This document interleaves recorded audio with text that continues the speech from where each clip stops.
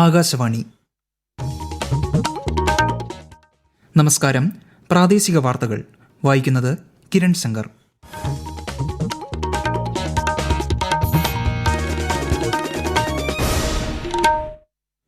പ്രധാന വാർത്തകൾ.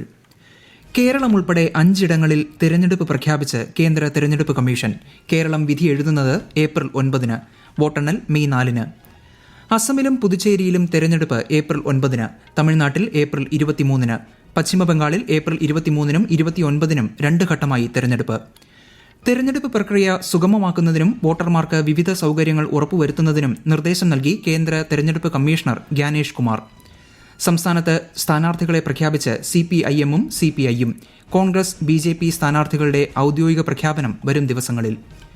2026-ലും ഇടതുപക്ഷ സർക്കാർ അധികാരത്തിൽ വരുമെന്ന് CPIM സംസ്ഥാന സെക്രട്ടറി MV ഗോവിന്ദൻ.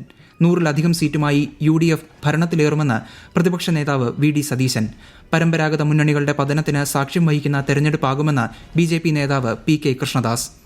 രാജ്യത്തുടനീളമുള്ള LPG വിതരണ കേന്ദ്രങ്ങളിൽ പാചകവാതക വിതരണത്തിന് തടസ്സമില്ലെന്ന് കേന്ദ്ര സർക്കാർ. വാർത്തകൾ വിശദമായി. കേരളം ഉൾപ്പെടെ 4 സംസ്ഥാനങ്ങളിലേക്കും കേന്ദ്രഭരണ പ്രദേശമായ പുതുച്ചേരിയിലേക്കുമുള്ള നിയമസഭാ തെരഞ്ഞെടുപ്പ് തീയതി കേന്ദ്ര തെരഞ്ഞെടുപ്പ് കമ്മീഷൻ പ്രഖ്യാപിച്ചു.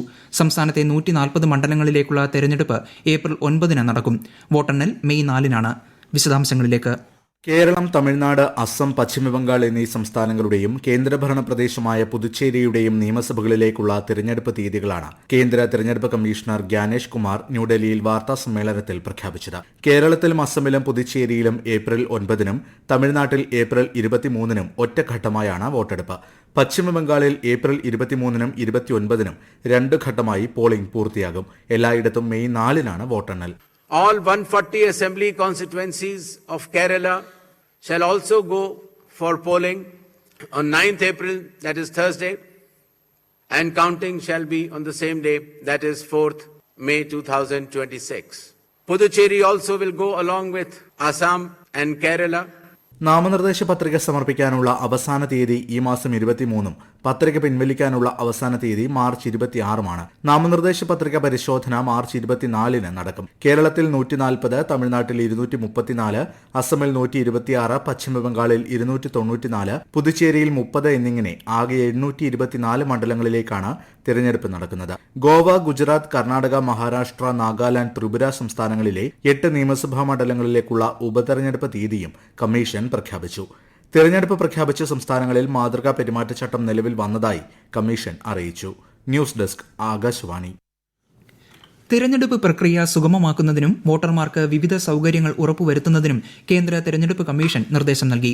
25 ലക്ഷത്തോളം ഉദ്യോഗസ്ഥരെ തെരഞ്ഞെടുപ്പ് പ്രക്രിയയ്ക്കായി വിന്യസിക്കുമെന്ന് മുഖ്യ തെരഞ്ഞെടുപ്പ് കമ്മീഷണർ അറിയിച്ചു. 5 സംസ്ഥാനങ്ങളിലും കേന്ദ്രഭരണ പ്രദേശങ്ങളിലുമായി ആകെ 17.4 കോടി സമ്മതിദായകരാണുള്ളത്. 2.19 ലക്ഷം പോളിംഗ് സ്റ്റേഷനുകളാണ് സജ്ജമാക്കുക. ഒരു പോളിംഗ് സ്റ്റേഷനിൽ പരമാവധി 1200 വോട്ടർമാർ മാത്രമേ ഉണ്ടാകൂ. എല്ലാ വോട്ടിംഗ് കേന്ദ്രത്തിലും സമ്പൂർണ്ണ വെബ് കാസ്റ്റിംഗ് ഉണ്ടായിരിക്കുമെന്നും മുഖ്യ തെരഞ്ഞെടുപ്പ് കമ്മീഷണർ വ്യക്തമാക്കി. സംസ്ഥാനത്ത് തീവ്ര വോട്ടർ പട്ടിക പരിഷ്കരണത്തിന് ശേഷം നിലവിൽ വന്ന അന്തിമ വോട്ടർ പട്ടിക പ്രകാരം 2.70 ലക്ഷത്തോളം വോട്ടർമാർ വിധി പ്രഖ്യാപനത്തിൽ പങ്കാളികളാകുമെന്ന് തെരഞ്ഞെടുപ്പ് കമ്മീഷൻ അറിയിച്ചു. 100 വയസ്സിന് മുകളിലുള്ള 1571 വോട്ടർമാരാണ് സംസ്ഥാനത്തുള്ളത്. 18-നും 19-നും ഇടയിൽ പ്രായമുള്ള 4.24 ലക്ഷം കന്നി വോട്ടർമാരും 20-നും 29-നും ഇടയിൽ പ്രായമുള്ള 45 ലക്ഷം യുവ വോട്ടർമാരും സംസ്ഥാനത്ത് സമ്മതിദാനാവകാശം വിനിയോഗിക്കുമെന്ന് തെരഞ്ഞെടുപ്പ് കമ്മീഷൻ വ്യക്തമാക്കി. നിയമസഭാ തെരഞ്ഞെടുപ്പിനായി സംസ്ഥാനത്ത് 30,471 പോളിംഗ് സ്റ്റേഷനുകൾ സജ്ജമാക്കുമെന്ന് തെരഞ്ഞെടുപ്പ് കമ്മീഷൻ അറിയിച്ചു. നഗരമേഖലകളിൽ 6,130-ഉം ഗ്രാമീണ മേഖലകളിൽ 24,341 സ്റ്റേഷനുകളാണ് ക്രമീകരിക്കുന്നത്. ഇവയിൽ 790 മാതൃകാ പോളിംഗ് സ്റ്റേഷനുകളും 397 വനിതകൾ നിയന്ത്രിക്കുന്ന പോളിംഗ് സ്റ്റേഷനുകളും ആയിരിക്കും. വോട്ടിംഗ് മെഷീനുകളിൽ ഇക്കുറി സ്ഥാനാർത്ഥികളുടെ കളർ ഫോട്ടോ പതിപ്പിക്കുമെന്നും തെരഞ്ഞെടുപ്പ് കമ്മീഷണർ വാർത്താ സമ്മേളനത്തിൽ അറിയിച്ചു. നിയമസഭാ തെരഞ്ഞെടുപ്പ് തീയതി പ്രഖ്യാപനത്തിന് പിന്നാലെ സംസ്ഥാനത്തെ 81 നിയമസഭാ മണ്ഡലങ്ങളിലേക്കുള്ള സ്ഥാനാർത്ഥികളെ CPIM പ്രഖ്യാപിച്ചു. 6 പേർ സ്വതന്ത്ര സ്ഥാനാർത്ഥികളാണ്. മുഖ്യമന്ത്രി പിണറായി വിജയൻ ഉൾപ്പെടെ 11 മന്ത്രിമാരും 54 സിറ്റിംഗ് MLA-മാരും പട്ടികയിലുണ്ട്. 5 മണ്ഡലങ്ങളിലെ സ്വതന്ത്ര സ്ഥാനാർത്ഥികളെ ഉടൻ പ്രഖ്യാപിക്കുമെന്ന് CPIM സംസ്ഥാന സെക്രട്ടറി MV ഗോവിന്ദൻ വാർത്താ സമ്മേളനത്തിൽ പറഞ്ഞു. തുടർച്ചയായി 3ാമതും ഇടതുപക്ഷ സർക്കാർ അധികാരത്തിൽ വരുമെന്ന് MV ഗോവിന്ദൻ പറഞ്ഞു. CPI 25 സീറ്റിലേക്കുള്ള സ്ഥാനാർത്ഥികളെ പ്രഖ്യാപിച്ചു.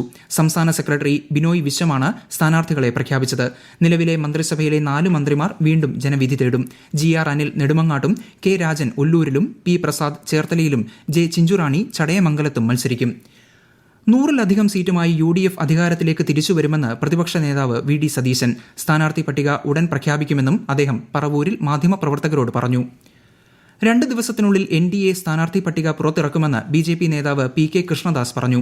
കേരളത്തിൽ പരമ്പരാഗത മുന്നണികളുടെ പതനത്തിന് സാക്ഷ്യം വഹിക്കുന്ന തെരഞ്ഞെടുപ്പാകും ഇതെന്ന് PK കൃഷ്ണദാസ് തിരുവനന്തപുരത്ത് പറഞ്ഞു. ഈ വാർത്തകൾ ആകാശവാണിയിൽ നിന്ന്. ആകാശവാണി വാർത്തകളും വാർത്താ അധിഷ്ഠിത പരിപാടികളും All India Radio news Thiruvananthapuram YouTube ചാനലിലും All India Radio news Thiruvananthapuram Facebook പേജിലും AIR ന്യൂസ് _തിരുവനന്തപുരം ഇൻസ്റ്റഗ്രാം അക്കൌണ്ടിലും AIR ന്യൂസ് _TVM X ഹാൻഡിലും ലഭ്യമാണ്. രാജ്യത്തുടനീളമുള്ള LPG വിതരണക്കാരിൽ പാചകവാതക വിതരണം നിലച്ചതായി റിപ്പോർട്ടുകളൊന്നുമില്ലെന്ന് കേന്ദ്ര പെട്രോളിയം പ്രകൃതിവാതക മന്ത്രാലയം അറിയിച്ചു. പെട്രോളിന്റെയും ഡീസലിന്റെയും വിതരണം പതിവ് പോലെ തുടരുന്നതായും മന്ത്രാലയം കൂട്ടിച്ചേർത്തു.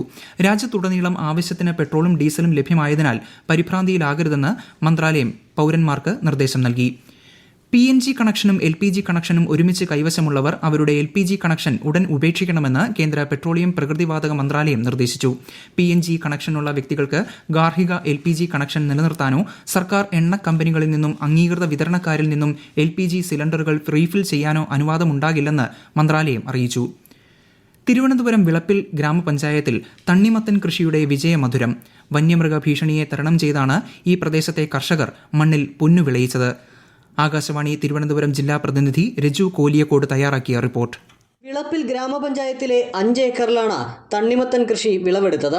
കാട്ടുപന്നി, മുള്ളൻപന്നി എന്നിവയുടെ ശല്യം രൂക്ഷമായ പ്രദേശമാണ് വിളപ്പിൽ പഞ്ചായത്ത്. ഇത് കാരണം ഒരു വർഷത്തിനിടെ 100 ഹെക്ടറോളം സ്ഥലത്തെ കൃഷിയാണ് മുൻപ് കർഷകർ ഉപേക്ഷിച്ചത്. ഇതിനിടെയാണ് പല വാർഡുകളിലായി 16 കർഷകർ ചേർന്ന് 5 ഏക്കറിൽ തണ്ണിമത്തൻ കൃഷി ഇറക്കിയത്. വന്യമൃഗങ്ങളുടെ ശല്യം തടയാൻ സോളാർ വേലിയും ഇവർ സ്ഥാപിച്ചു. കിരൺ എന്ന ഇനമാണ് നട്ടത്. ആധുനിക രീതിയിലുള്ള കൃഷിയിലൂടെ മികച്ച വിളവാണ് ലഭിച്ചത്. വരുന്ന സാമ്പത്തിക വർഷത്തേക്ക് ഫാസ്ടാഗ് പാസിനുള്ള വാർഷിക ഫീസ് വർദ്ധിപ്പിച്ചു. നിലവിലെ വാർഷിക ഫീസായ 3000 രൂപയിൽ നിന്ന് 3075 രൂപയായാണ് വർദ്ധിപ്പിച്ചതെന്ന് ദേശീയപാത അതോറിറ്റി അറിയിച്ചു. പരിഷ്കരിച്ച തുക അടുത്ത മാസം 1-ാം തീയതി മുതൽ ബാധകമാകും. പശ്ചിമേഷ്യൻ മേഖലയിൽ നാളെ മുതൽ നടക്കാനിരുന്ന 12ാം ക്ലാസ് പരീക്ഷകൾ CBSE റദ്ദാക്കി. മാർച്ച് 9 വരെയുള്ള പരീക്ഷകൾ നേരത്തെ മാറ്റിവെച്ചിരുന്നു. ഈ പരീക്ഷകളും റദ്ദാക്കിയിട്ടുണ്ട്. പരീക്ഷാ ഫലം പ്രഖ്യാപിക്കുന്ന രീതി പിന്നീട് പ്രത്യേകം അറിയിക്കുമെന്നും CBSE കൂട്ടിച്ചേർത്തു. ഹോർമൂസ് കടലിടുക്ക് അന്താരാഷ്ട്ര കപ്പൽ ഗതാഗതത്തിനായി തുറന്നിട്ടിരിക്കുകയാണെന്ന് ഇറാൻ വിദേശകാര്യമന്ത്രി അബ്ബാസ് അരാക്ചി. എന്നാൽ സുരക്ഷാ കാരണങ്ങൾ മുൻനിർത്തി അമേരിക്ക ഇസ്രയേൽ ബന്ധമുള്ള കപ്പലുകൾ കടന്നുപോകാൻ അനുവദിക്കില്ലെന്നും അദ്ദേഹം വ്യക്തമാക്കി. ശബരിമല സ്വർണ്ണ കവർച്ചയുമായി ബന്ധപ്പെട്ട് ഹൈക്കോടതി നിയോഗിച്ച അമിക്കസ് ക്യൂറി 2 ദിവസത്തെ പരിശോധനയ്ക്ക് ശേഷം മടങ്ങി. ജസ്റ്റിസ് KT ശങ്കരന്റെ നേതൃത്വത്തിലുള്ള സംഘമാണ് പരിശോധന നടത്തിയത്. ഡൽഹിയിലും കൊൽക്കത്തയിലും പ്രവർത്തിച്ചിരുന്ന സംഘടിത സ്വർണ്ണക്കടത്ത് അനധികൃത സ്വർണം ഉരുക്കൽ സംഘത്തെ ഡയറക്ടറേറ്റ് ഓഫ് റവന്യൂ ഇന്റലിജൻസ് പിടികൂടി. 14 കോടി രൂപയിലധികം മൂല്യം വരുന്ന സ്വർണം, വെള്ളി, ഇന്ത്യൻ കറൻസി എന്നിവ പിടിച്ചെടുത്തതായും 6 പേരെ അറസ്റ്റ് ചെയ്തതായും ധനകാര്യ മന്ത്രാലയം അറിയിച്ചു. കേരളത്തിലെ വടക്കൻ ജില്ലകളിൽ ഇടിമിന്നലോട് കൂടിയ നേരിയ മഴയ്ക്കും ശക്തമായ കാറ്റിനും സാധ്യതയെന്ന് കേന്ദ്ര കാലാവസ്ഥാ വകുപ്പ്. തിരുവനന്തപുരം മുതൽ കാസർഗോഡ് വരെ വിവിധ തീരങ്ങളിൽ നാളെ രാത്രി 11:30 വരെ കടലാക്രമണത്തിനും സാധ്യതയുണ്ട്. പ്രധാന വാർത്തകൾ വീണ്ടും. കേരളം ഉൾപ്പെടെ 5 ഇടങ്ങളിൽ തിരഞ്ഞെടുപ്പ് പ്രഖ്യാപിച്ച് കേന്ദ്ര തെരഞ്ഞെടുപ്പ് കമ്മീഷൻ. കേരളം വിധി എഴുതുന്നത് ഏപ്രിൽ 9-ന്. വോട്ടെണ്ണൽ മെയ് 4-ന്. അസമിലും പുതുച്ചേരിയിലും തെരഞ്ഞെടുപ്പ് ഏപ്രിൽ 9-ന്. തമിഴ്നാട്ടിൽ ഏപ്രിൽ 23-ന്. പശ്ചിമബംഗാളിൽ ഏപ്രിൽ 23-നും 29-നും 2 ഘട്ടമായി തെരഞ്ഞെടുപ്പ്. തെരഞ്ഞെടുപ്പ് പ്രക്രിയ സുഗമമാക്കുന്നതിനും വോട്ടർമാർക്ക് വിവിധ സൌകര്യങ്ങൾ ഉറപ്പുവരുത്തുന്നതിനും നിർദ്ദേശം നൽകി കേന്ദ്ര തെരഞ്ഞെടുപ്പ് കമ്മീഷണർ ജ്ഞാനേഷ് കുമാർ. സംസ്ഥാനത്ത് സ്ഥാനാർത്ഥികളെ പ്രഖ്യാപിച്ച് CPIM-ഉം CPI-യും. കോൺഗ്രസ് BJP സ്ഥാനാർത്ഥികളുടെ ഔദ്യോഗിക പ്രഖ്യാപനം വരും ദിവസങ്ങളിൽ. 2026-ലും ഇടതുപക്ഷ സർക്കാർ അധികാരത്തിൽ വരുമെന്ന് CPIM സംസ്ഥാന സെക്രട്ടറി MV ഗോവിന്ദൻ. 100-ലധികം സീറ്റുമായി UDF ഭരണത്തിലേറുമെന്ന് പ്രതിപക്ഷ നേതാവ് VD സതീശൻ. പരമ്പരാഗത മുന്നണികളുടെ പതനത്തിന് സാക്ഷ്യം വഹിക്കുന്ന തെരഞ്ഞെടുപ്പാകുമെന്ന് BJP നേതാവ് PK കൃഷ്ണദാസ്. രാജ്യത്തുടനീളമുള്ള LPG വിതരണ കേന്ദ്രങ്ങളിൽ പാചകവാതക വിതരണത്തിന് തടസ്സമില്ലെന്ന് കേന്ദ്ര സർക്കാർ. പ്രാദേശിക വാർത്തകൾ കഴിഞ്ഞു. അടുത്ത വാർത്താ പ്രക്ഷേപണം രാത്രി 7:25-ന്.